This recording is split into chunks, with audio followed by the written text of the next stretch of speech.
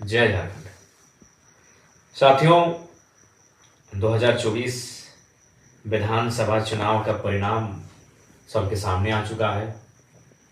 झारखंड राज्य में पुनः एक बार महागठबंधन की सरकार बनने जा रही है। शुभकामनाएं उनको। और हाँ, जैलकैम की एक नई पार्टी, नवोदित पार्टी को, जो राज्य से अपार समर्थन, जन समर्थन प्राप्त हुआ, उसके लिए पूरे राज्यवासियों का बहुत बहुत धन्यवाद, आभार।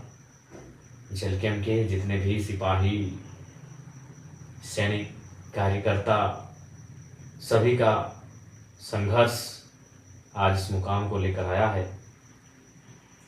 हालांकि आशाएं बहुत सारी थी और बिल्कुल वो दिखा भी, लेकिन वो क्या कहते हैं ना, हम लोग 2 साल की पार्टी हैं, अनुभव की थोड़ी सी कमी रही, लेकिन उसके बावजूद जो परिणाम हम लोग लेकर आए हैं, आसान नहीं है। ये फर्स्ट जनरेशन पॉलिटिक्स है।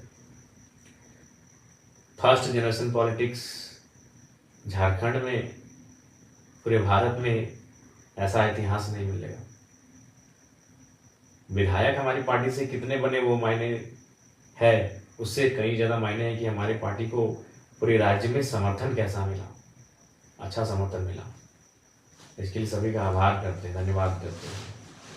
हालांकि अगर व्यक्तिगत हमें निजी तौर पे पूछा जाए तो विधायक बनने के बाद जो मेरा व्यवहार है वही विधायक बनने से पहले भी हमारा वही व्यवहार था। यानी विशेष कुछ परिवर्तन नहीं आया है, क्योंकि बीते 3 साल तो हम लोग ऐसे ही बिना पद के पावर में जी रहे थे।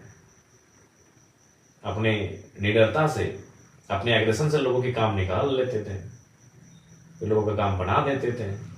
लेकिन खैर, ये कि संवैधानिक पद होता है, हमें लगता है कि ये फीलिंग तभी आएगी जब सदन के अंदर जाकर अपने बातों को रखेंगे, अपनी ओथ सेरेमनी में, शपथ समारोह में भाग लेंगे, तब शायद फीलिंग हो कि हाँ विधायक बने हैं। लेकिन दिल से कहें तो अभी तक वो फीलिंग ही नहीं हो रहा है कि चलो भाई कुछ एक अचीवमेंट, एक गांव का लड़का, एक गरीब किसान 2 साल पहले जिसको कोई जानता नहीं था, बहुत गरीब से गरीब, आप जितना सोच सकते हैं, उस घर का लड़का आज विधायक बन चुका है। ये फीलिंग जरा भी नहीं हो रहा है। पता नहीं कोई क्या कारण है, मुझे नहीं आइडिया। शायद 3 सालों का वो अन्याय, जुल्म, लोगों का देखना, स्टूडेंट के साथ गलत होते हुए देखना, इन सारी चीज़ों से जो व्यक्तिगत एक इच्छा होती है वो कहीं ना कहीं समाप्त हो गई है। लेकिन हाँ, विधायक बनना क्यों, सरकार में आना क्यों, राज्य की कल्याण के लिए। अगर निजी होता तो कम से कम, भले चुनाव में हम लोग ज्यादा सीट नहीं लाए, लेकिन व्यक्तिगत तौर पर तक खुशी होनी चाहिए थी। खैर, जो भी हो, राज्य की जनता का बहुत बहुत आभार, बहुत बहुत आभार। बहुत अच्छा वोट हमें प्राप्त हुआ। चाहे कोल्हान का जुगसलाई हो, इचागढ़ हो, सरायकेला हो, खरसवां हो, ये 4 सीटें बहुत जबरदस्त रही। उसके अलावे जो सीटें रही उनको भी धन्यवाद। अगर आप दक्षिणी छोटानागपुर की बात करें तो तमाड़ में अच्छा खासा वोट रहा, सिल्ली में अच्छा खासा वोट रहा, कांके और खिजरी में भी, यानी दक्षिणी में भी 4 सीटें बहुत लाजवाब रही। उसके अलावा बाकी सीटों पे हम लोग अच्छा किए। आप अगर बाकी उसके बाद उत्तरी छोटानागपुर, जो हम लोग का स्ट्रॉन्ग जोन, जहाँ हम लोगों ने डुमरी तो कर विजय फतह किया, उसके अलावे टुन्नी में 45,000 के आसपास, गोमिया में 60,000 के आसपास, रामगढ़ और मांडू में 70,000। बहुत ही सरप्राइजिंग विनिंग है। हम लोग तो मान ही रहे थे कि वो सीट विनिंग है हमारी, उस सीट को विन करेंगे। चंदन क्यारी में दूसरा स्थान। तो ऐसे सिंधरी में भी 36,000 के आसपास। तो ओवरऑल बहुत अच्छा फीडबैक। पहला चुनाव, फर्स्ट अटेम्प्ट चुनाव, प्लस युवाओं की टीम, नए लड़के, कभी पॉलिटिक्स किए नहीं है, अगर किए नहीं तो कार्यकर्ता की हैसियत से किए हैं। एक किंग मेकर, एक नेतृत्वकर्ता की हैसियत से, जो लड़के कभी पॉलिटिक्स किए नहीं हो, जो बहनें, वो जो महिलाएं, वो हमारी राजनीतिक दल में सम्मिलित हैं। उसके बाद भी इतना अच्छा प्रदर्शन, ये बहुत सुनहरा। और मैं बैरमो भूल रहा था, 60,000 बैरमो। हालांकि बैरमो की तमाम जनता का बहुत आभार, बहुत प्यार मिला। हालांकि मलाल तो रहा, असल फतह तो करने को देश बैरमो ही था। लेकिन हम भी तो कोई 30 मार का थोड़ी है। एक दिन का कार्यक्रम दिए थे, एक ही सभा हम बैरमो में किए, हमारी हार का कारण वही रहा। 18 तारीख की शाम को अभी कितना प्लानिंग किया गया कि हमको वहाँ नहीं जाने दिया जाए, बैरमो एंट्री नहीं हो मेरा। काश अगर बैरमो में हम जिस प्रकार डुमरी में हम शायद एक एक पंचायत तक एंट्री किए थे, डुमरी में 70 का 70 पंचायत एंट्री किए थे, तो उसी प्रकार अगर बैरमो का सारा पंचायत, जरेडी का 17, पेट्रोबार का 10, बैरमो का 19, चंद्रपुरा का 14, नगर में जो वार्ड है, अगर सारा को विजिट कर लेते हैं तो हमें विश्वास है चुनाव हमारे पक्ष में होता और शायद 7,000 10,000 से चुनाव हम जीत जा गए होते हैं। लेकिन समय का अभाव था और हमने बैरमो के चुनाव को कार्यकर्ताओं पे ही छोड़ दिया था, जो कि अंतिम समय में निर्णय लिया था बैरमो चुनाव लड़ने का। अगर मेरी दिली इच्छा कही जाए और मेरा अगर निजी मत, तो मैं पुनः दोहराऊंगा, मेरी इच्छा मांडू और गोमिया थी। गोमिया इसलिए थी कि गोमिया में हम लोग फर्स्ट थे, और कोई भी अगर अगर हम अपना निजी स्वार्थ देखते हैं तो शायद हम गोमिया को चुनते हैं। लेकिन मेरी लड़ाई आउटसाइडर्स माफिया, आउटसाइडर्स पूंजीपति, आउटसाइडर्स दबंग किस्म के लोग जो झारखंड की राजनीति कब्जा कर रहे हैं, उनसे भी तो मेरी लड़ाई है। और बैरमो में वो तो फिट था, दोनों आउटसाइडर्स दबंग नेता जिन्होंने केवल शोषण और जुल्म किया था झारखंडियों पे, तो वहां लड़ना मेरी वैचारिक लड़ाई थी। मैं बैरमो को छोड़ नहीं सकता था, बैरमो से मैं भाग नहीं सकता था, जबकि मुझे भी मालूम है कि उस सीट संकट में डेंजर सीट है। डेंजर सीट इसलिए है कि लोकसभा के चुनाव में बैरमो से मुझे 53,000 वोट मिले थे, मैं तीसरे नंबर पे था, सबसे पीछे था टॉप में। तब टॉप जो 3 लीडर थे उनमें सबसे पीछे था, नीचे था। लेकिन फिर मैंने साहस किया, क्योंकि ये टाइगर का जिगरा है भाई, वो हार जीत से ऊपर की सोचता है।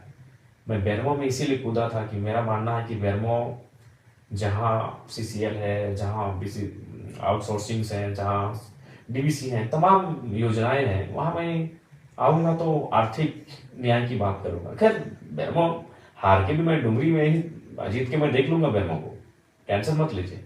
लेकिन अगर मैं बैरमो में आता, इससे अभी अनूप सिंह मिस्टर जीत गए हैं, शुभकामनाएं उनको। वैचारिक मतभेद है, कल भी रहेगा, लेकिन जो जनादेश है उसको तो सुनना होगा, उसको स्वागत करना होगा। तो अनूप सिंह जी को हमारी ओर से बधाई रहेगी। लेकिन आप भी जानते हो क्या करेंगे, डीओ उनके भाई को,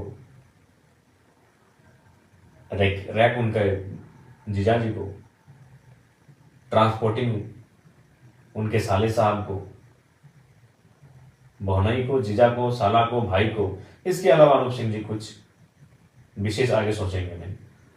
पूंजीवादी सोच के व्यक्ति हैं, साम्राज्यवादी सोच के व्यक्ति हैं, राजशाही सोच के व्यक्ति हैं, लेकिन फिर भी बैरमो के लोगों को जो भी उन्होंने निर्णय लिया है उसका भी स्वागत है। लेकिन हाँ, अगर ये आपका टाइगर जीत जाता तो फिर बैरमो से ही झारखंड को अगर तब्दील नहीं करते तो फिर हम बेकार करते हैं। अगर हम जीत के आते तो बैरमो में जितने भी वर्ग समुदाय के रहने वाले लोग हैं, हर एक वर्ग तक पहुंच कर कम से कम एक एक व्यक्ति को तो जरूर लेके आते हैं। अनूप सिंह जी जीत गए हैं, उनकी बिरादरी के बाहर शायद ही कोई व्यक्ति आपको डीओ में, ट्रांसपोर्टिंग में दिख जाएगा। दिख जाए तो अच्छी बात है और गनीमत है। अगर हम जीत जाते तो एक एक समाज के व्यक्ति को वहां खोज के लेके आते हैं, क्योंकि आर्थिक न्याय का मतलब ही होता है हर एक समाज, हर एक तबका के पास आर्थिक स्थिति सक्षम होना। तो खैर जो जीत गई सो बात गई। लेकिन बैरमो के तमाम साथियों का बहुत बहुत धन्यवाद कि हमने एक दिन कार्यक्रम दिया और अपने वोट 60,000 तक पहुंचा दिए। बहुत बड़ी बात है, जीत है। बैरमो में हम अपना फ्यूचर देखेंगे, है फ्यूचर हमारा। और डुमरी का तो खैर वो भावनात्मक रहा है, डुमरी का आभार। उसके अलावा सभी टुंडी रहे, गोमिया रहे, सबको धन्यवाद, मांडू रहे। लेकिन विशेषकर जहां से मैं लड़ा हूँ, डुमरी बैरमो के तमाम कार्यकर्ता, आप निश्चिंत रहे। जयराम कुमार महातो डुमरी का विधायक थोड़ी है। क्या लगता है कि आपको हम आप हमें विधायक ही मान रहे हैं? जी नहीं, आप तो हमें राज्य का नेता मानते हैं। हम राज्य की आवाज है, हम राज्य का चेहरा है। बिल्कुल आप टेंशन मत लें, हमने जीता डुमरी है, नजर बैरमो, बागमारा, टुंडी में भी रहेगी। निश्चिंत रहिए आप, हम खड़ा है। ये पागल, जिद्दी, जुनूनी टाइगर आपका खड़ा है, टेंशन मत लीजिए। आपके समर्पित भाव को बहुत बहुत शुक्रिया। बहुत समर्पण आपने दिखाया चुनाव में। और हाँ, हाँ, कहेंगे कि थोड़ा जुलूस वगैरह जो है इसको थोड़ा कट आउट कीजिए और कोशिश कीजिए काम पे लग जाए। और अगर आप जुलूस निकालते हैं तो अपने पंचायत में दिन को निकालिए, रात को बिल्कुल भी नहीं। दिन को निकालिए और कोई भी हमारे कार्यकर्ता है किसी प्रकार का ऐसा कुछ मतलब नहीं करेंगे जिससे कि पार्टी की छवि धूमिल हो। और विशेषकर जेएमएम के साथियों से कहेंगे, देखिए चुनाव 20 वर्षों तक जनता ने आपको जनादेश दिया था। अब उसी जनता ने अगर आपको जनादेश नहीं दिया है तो उसका सम्मान कीजिए। हार के बाद आपके कुछ कार्यकर्ता देखें कुछ घटनाएं ऐसी घट रही हैं, हम चाहेंगे कि बदले के भाव से नहीं बदलाव के भाव से मिलकर काम करते हैं। आइए जन्म के साथ ही डुमरी में मिलकर काम करते हैं, तमाम योजनाओं को गांव-गांव तक खेत खलिहान तक पहुंचाते हैं। और ये सभी संभव होगा जब वो क्या करते हैं ना, मिलकर काम करते हैं। पक्ष विपक्ष चुनाव में फिर देख लेंगे, आलोचनाओं को फिर चुनाव में देख लेंगे। चलिए अभी डुमरी के लिए आगे हाथ बढ़ाते हैं, मिलकर काम करते हैं। सभी से आग्रह होगी और विशेषकर युवाओं आपसे कहेंगे, आज आप जयराम महतो को अपने स्क्रीन में देख रहे हैं वीडियो के माध्यम से। ये वही जयराम महतो है जो 2 साल पहले यही तोपचांची और जिस डुमरी से मैं विधायक बना, वही डुमरी जहाँ से बसें निकल कर आती थी, बसें गुजरती थी वहाँ से। उन बसों का नाम आनंद बस, शिवम, बुंदेला, विजय, पम्मी, राजू, निर्मल, ऐसे 1 दर्जन बस हजारीबाग होते हुए धनबाद और धनबाद होते हुए हजारीबाग आवागमन होता था।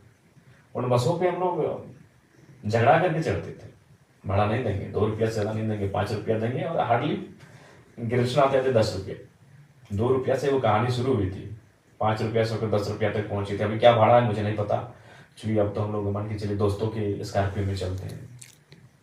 40 रुपया है, यानी आज 40 रुपया हो गया है भाड़ा। और मेरा मैंने 2 रुपया से शुरुआत की थी बसों का सफ़र। एक इंटर ऑफ साइंस के स्टूडेंट जब राजगंज ट्यूशन जाते थे, अब 2 साल पहले की बात करें, आंदोलन से पहले, तो यही मैंने अपने मास्टर्स को कंप्लीट करके पीएचडी को ज्वाइन किया था। यानी जो लड़के को आप देख रहे हैं आज एक विधायक के रूप में, ये लड़का कल्पना सोरेन जी की तरह कोई राजघराने से नहीं, पाकुड़ की जो विधायक बनी आलमगीर आलम की अर्धांगिनी, उनकी तरह कोई राजघराने की नहीं है। मेरे हिसाब से राजघराना मतलब विधायक का घर, मैं उसको राजघराना कहता हूँ। सुन लीजिए पहली बात को। पूर्णिमा साहू जी जमशेदपुर से जीती, जो रघुवर दास की पुतोहू है, मैं उस राजघराने से नहीं हूँ। तो जयराम कुमार महतो को बड़ी करीब से आप देखिए।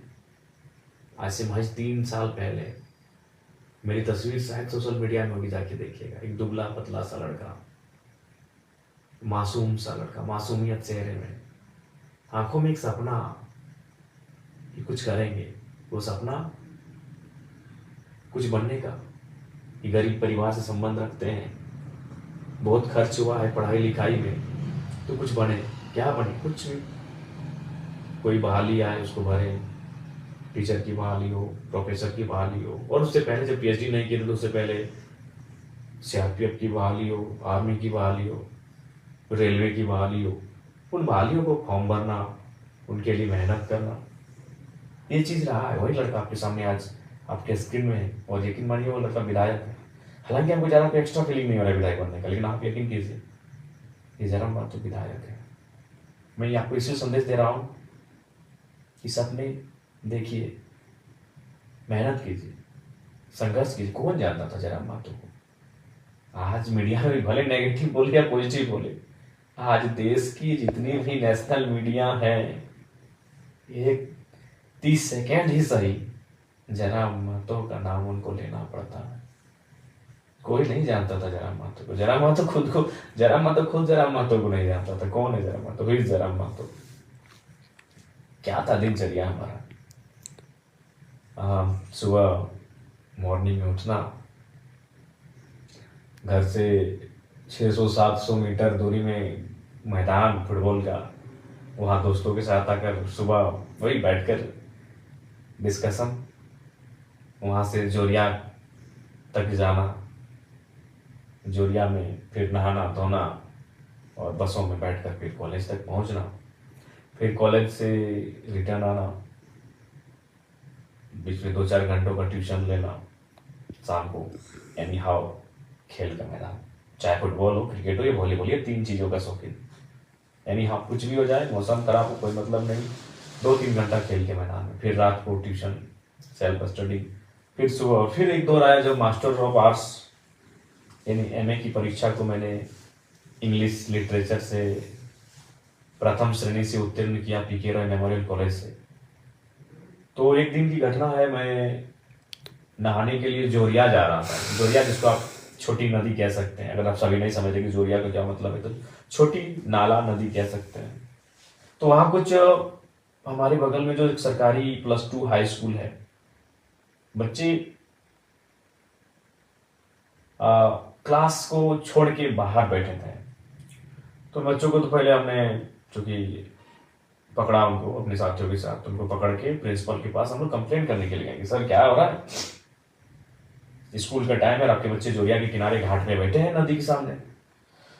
तो प्रिंसिपल साहब ने बड़ी मार्मिक बात कही कि जराम बाबू, सरकारी विद्यालयों की व्यवस्था ऐसी है कि शिक्षक की कमी है और हम लोग मेंटेन नहीं कर पाते हैं। तो बातों बातों में उन्होंने कहा कि आप भी तो सुने इसी साल एमए पास किए हैं, तो एक काम कीजिए, जब आप एमए पास किए हैं और जाहिर सी बात है आप कंपटीशन वगैरह की तैयारी करेंगे, नौकरी पाने की तैयारी करेंगे, तो जब तक वो नहीं होता है तब तक आपसे अनुरोध है कि 2 घंटा आप हमारे स्कूल में क्लास ले लीजिए। हम गए थे शिकायत करने के लिए कुछ बच्चों का कि बाहर भाग के आए हैं स्कूल के टाइम में, और हमें क्या, हमें उल्टा प्रिंसिपल ने कहा कि आप पढ़े लिखे हैं तो 2 घंटा पढ़ा दीजिए। बोला ठीक है सर, पर उन्होंने कहा कि ठीक है, लेकिन कंडीशन है कि आप एक आवेदन लिख के दीजिए और अपना जो सारा सर्टिफिकेट्स एमए का, बीए का, इंटर का और मैट्रिक का सर्टिफिकेट इंक्लूड करके कि हम भाई निःशुल्क शिक्षा देंगे, भविष्य में आप किसी प्रकार का दावा नहीं करेंगे। बोले ठीक है सर। हम गए थे भाई शिकायत करने, अब तो हम खुद प्रिंसिपल महोदय की बातों में या बात ऐसा विषय उन्होंने कह दिया कि पढ़े लिखे हैं। तो फिर हमने कहा ठीक है, तो वो शायद सितंबर का महीना था, 2017 का टाइम था। हमने उसी साल जुलाई अगस्त में मास्टर ऑफ आर्ट्स को कंप्लीट किया था, और जब गए क्लास लेने के लिए तो पहला ही दिन जो माहौल क्रिएट हुआ, चूँकि आप भी जानते हैं कि पूरे राज्य ने मेरे भाषणों को सुना, तो लीडर और लेक्चरर में एक क्वालिटी समान होती है कि जब वो अगर बेहतरीन लेक्चरर हो, बेहतरीन लीडर हो, तो जब वो बोलता है तो लोग सुनते हैं। तो वही क्लास में मेरे साथ हुआ। जब मैं बच्चों को पढ़ाने लगा, जब मैं उनको एक्सप्लेन करके समझाने लगा, तो पूरा क्लास सन्नाटा, शांत और सुनने लगे। तो इससे क्या हुआ कि डिमांड्स बढ़ गई, और प्रिंसिपल ने रिक्वेस्ट किया कि नहीं, हम तो आपको ऐसे ही बोले थे कि भाई टीचर की कमी है, लेकिन अब आपसे रिक्वेस्ट होगा जब तक आप कुछ बनते नहीं है, कुछ करते नहीं अपने लिए, तो 1-2 घंटा पर डे निकाल के यहाँ बच्चों को पढ़ा दीजिए। वो सिलसिला चलता गया और 4 साल बीत गए। यकीन मानिए 4 साल। एक एमए का लड़का, गरीब का घर का लड़का, जिसको ठीक से मेंटेन नहीं होता है, वो फ्री में पढ़ा रहा है। कहाँ हाई स्कूल में फ्री, निःशुल्क शिक्षा दान दे रहा है। कई बच्चे हमारे पास आए हैं कि सर आप अच्छा क्लास लेते हैं तो हम लोग ट्यूशन पढ़ना चाहते हैं। हमने कहा नहीं यार, टाइम कहाँ है हमारे पास ट्यूशन का, एक तो तुम लोग स्कूल में पढ़ाते हैं, फिर ट्यूशन बोलोगे, हम लोग खुद पीएचडी कर रहे हैं, हमको कॉलेज वगैरह जाना होता है, और हाँ ये शाम को ट्यूशन वगैरह नहीं। मेरी एक आदत हमेशा रही है, शाम को ट्यूशन नहीं भैया। क्यों? खेल का मैदान 2-3 घंटा में क्रिकेट लंबा चौड़ा चौका छक्का उड़ाइए, फुटबॉल में किक लगाइए और वॉलीबॉल का पंच लगाइए। तो वहां कंप्रोमाइज नहीं था ये चीजें। तो फिर अचानक 2021 17 से 21 तक मैंने लगातार निःशुल्क बच्चों को पढ़ाया टीपी हाई स्कूल। आज भी बच्चे जो मेरे पढ़े लिखे हैं उनसे कभी बातचीत हो तब बातचीत कीजिएगा। बड़ा मेमोरेबल 4 साल रहा है। बहुत मेहनत से मैंने पढ़ाया, फ्री में पढ़ाया, 1 भी रुपया नहीं। किस टाइम? बेरोजगारी का दौर। एमए पास किया हुआ लड़का जब नौकरी की तलाश करता है, 2 पैसे कमाने की सोचता है, और मैंने फ्री पढ़ाया क्योंकि मेरा नेचर शुरू से गजब का रहा है। आज वही नेचर कारण में मिला है। तो फिर क्या हुआ, 2021 का टाइम आता है, 4 साल के बाद झारखंड में एक मूवमेंट आ जाता है। मैं वहाँ जाता हूँ, मैं भाषण देता हूँ, और अचानक मैं हाईलाइट हो जाता हूँ। फिर मेरा वो स्कूल में पढ़ाई छूट गया, वहाँ जो बच्चों को पढ़ाता था। मेरी पीएचडी भी काफ़ी स्लो हो गई, बहुत स्लो हो गई मेरी पीएचडी। और फिर इस मूवमेंट में मैं अपने आप को झोंकता हूँ, फिर लगातार सभा, भाषण, और 2000 सभा को मैं मतलब एक बेहतरीन सभा मैंने 2000 किया है। अगर ऐसे कहेंगे नुक्कड़ सभा तो 3000 चले गए होंगे। और आज झारखंड राज्य के चेहरे के रूप में आपके सामने हूँ। 2 साल पहले मैं कुछ नहीं था। मेरे गांव के शायद सभी लोग मुझे ना पहचानते हो, सच कह रहे। मेरे गांव के शायद सभी लोग मुझे नहीं पहचानते हैं, हाँ। लेकिन आज दिल्ली में इस लड़के की चर्चा हो रही, इसलिए मैं आपको ये कह रहा हूँ। मैं अपनी तारीफ नहीं कह रहा हूँ, मैं इसलिए आपको कह रहा हूँ कि भी सपने देखिए। जो युवा कहते थे I hate politics, I hate politics, यकीन मानिए जयराम महतो के आने के बाद, जयराम महतो की विधायक बनने के बाद शायद वो कहेंगे आई लव पॉलिटिक्स। और करना होगा, पॉलिटिक्स से लव करना चाहिए, क्योंकि अगर आप पॉलिटिक्स से लव नहीं करते ना तो सोच लीजिए आप देश से भी लव नहीं करते। क्यों मालूम है ना? आपका देश पॉलिटिकल है, आपका देश इंडिया जो है वो पॉलिटिकल कंट्री है। बिना पॉलिटिक्स से कुछ काम नहीं होगा। पॉलिटिक्स मतलब क्या? देश चलाने के लिए नियम चाहिए। नियम कौन बनाते हैं? पॉलिटिशियन। तो जो लोग कहते हैं आई हेट पॉलिटिक्स, मतलब वो अपने देश से हेट करते हैं, कॉन्स्टिट्यूशन से हेट करते हैं, इसका मतलब। तो इसलिए आई हेट पॉलिटिक्स करने वाले युवा शायद जयराम महतो को देखकर अब आई लव पॉलिटिक्स की गाथा आवाज को बुलंद करेंगे। ठीक है, सपने बड़े देखिए, सपनों को पूरा करने के लिए पागल हो जाइए। जैसे आज हमने बिल्कुल पागलपंथी की हद है। कभी करीब से देखिएगा हमारे आंखों को, हमारे इस चेहरे को। बहुत झेला है इन 3 सालों को, खासकर ये जो 40 दिन पार हुआ ना साथी, क्या बताएं, बहुत झेला है। सपने देखिए, मेहनत कीजिए उसे पूरा करने के लिए। आज जीत हार छोड़िए, आज चर्चा का विषय अगर है तो संघर्ष के कारण है। इसलिए आप सभी से आग्रह है, मेहनत कीजिए। पुनः डुमरी और बैरमो को धन्यवाद, क्योंकि मैं वहां से स्वयं प्रत्याशी था।